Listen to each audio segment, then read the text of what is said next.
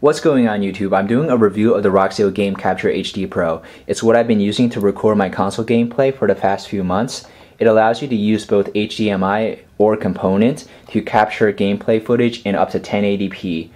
Now in the box you don't get very much at all. You only get the software that you use to capture and edit with, Roxio Video Wave. You get the card itself, and you get the power supply. It does not come with any of the cables you need. It does not come with any HDMI cables or component cables. Now setting up the Roxio is extremely easy. All you had to do is feed your HDMI cable from your console over to your Game Capture. If you want to use component cables, it works the same way. You can just feed those into the Roxio. Now this side is the output. This HDMI cable or these component cables feed into your monitor, and this power supply feeds directly into your PC, so you do not need an external power source for this outside of the USB that connects to your PC. So once I've connected my Roxio over to my computer, it'll glow, and I'm going to turn on my Xbox now.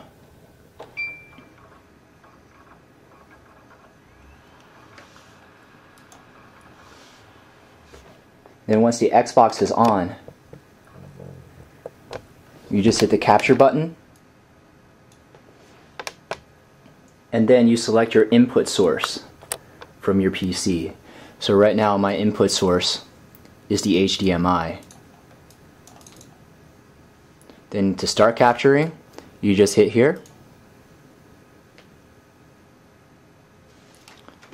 and then if you see this area, it says capturing, and you're automatically recording. I edited this video using the software that comes with the Roxio to test its basic capabilities. I just want to mention one thing about the gameplay.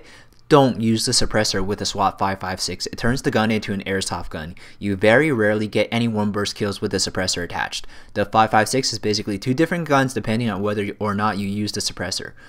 The Roxio is one of the more common external capture devices, and although it's more entry-level and budget-conscious, it does everything the higher-end capture devices do.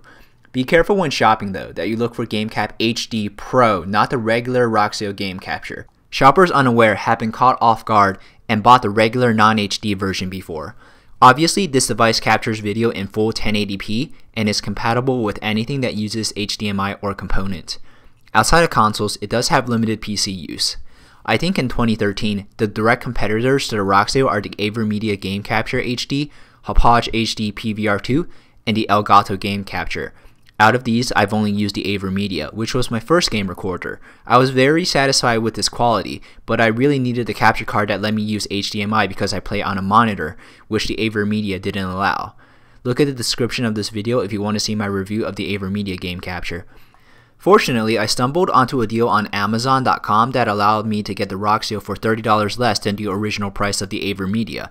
The Roxio is definitely a lot more flexible than both the Hauppague and the Elgato because it allows both component and HDMI. It's also less expensive.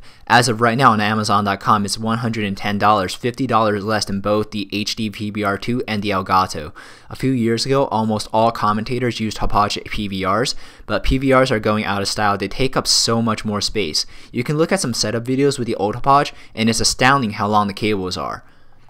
Another one of the major strengths of the Roxio is how compact it is. It fits into your front jean pocket, so if you're traveling, it's not a burden at all to carry it. It also doesn't require any external power sources to stay on. You only need to plug in the USB to your computer. The Avermedia and the Hauppague do not have this distinction as they both need to be plugged into a wall outlet.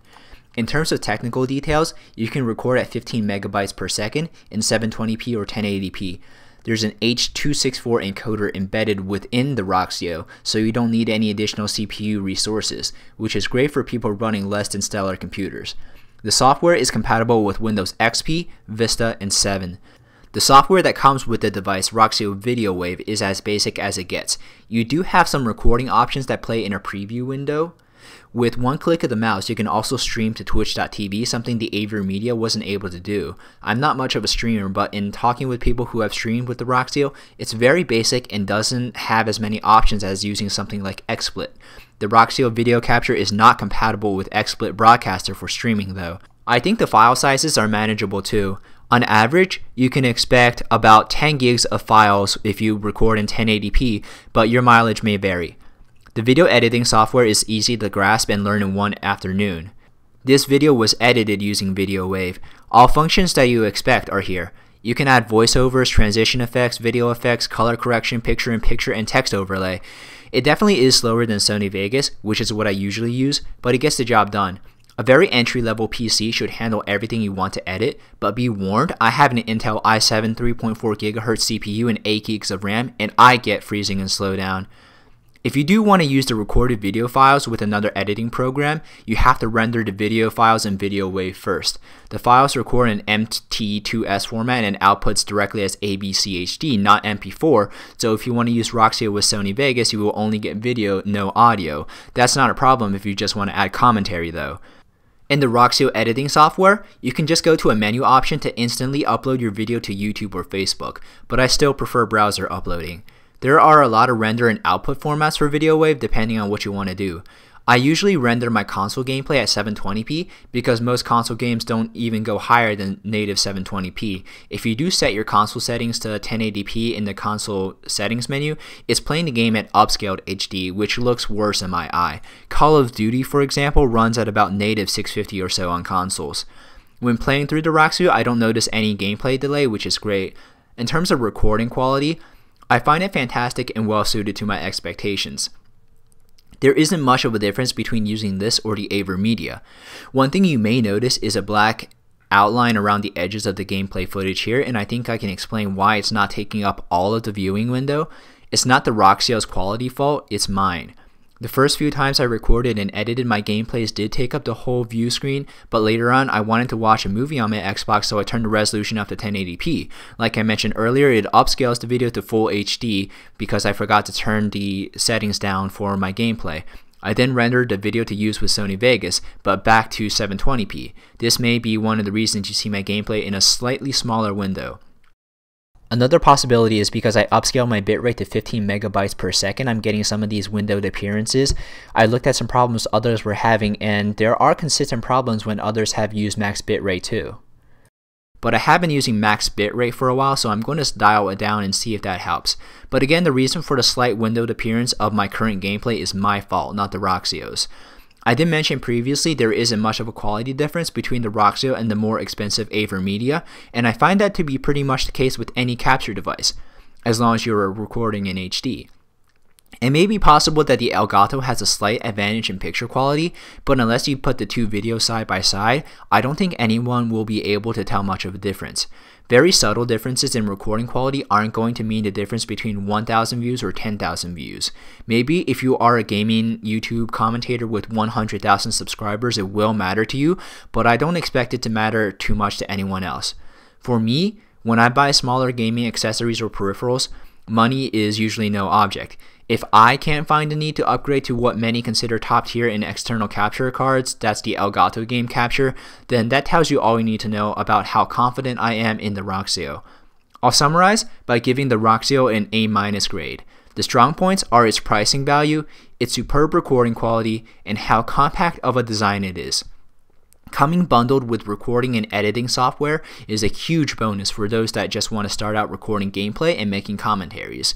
It's perfect for those who want to jump right in, set it up, and start commentating without worrying too much about technical details. In the beginning of the video, you did see how easy it was to set up. One of the weaker points of the Roxio is that its streaming features are very basic and not compatible with the more commonly used broadcasting applications. Also, the regularly recorded files are not initially compatible with other editing programs like Sony Vegas, but this is a small annoyance that only takes 5 minutes to work around. I would recommend the Roxio to anyone looking to find their first HD external game capture device. It's considered a budget-friendly option, but it goes head-to-head with the best devices on the market in nearly every category.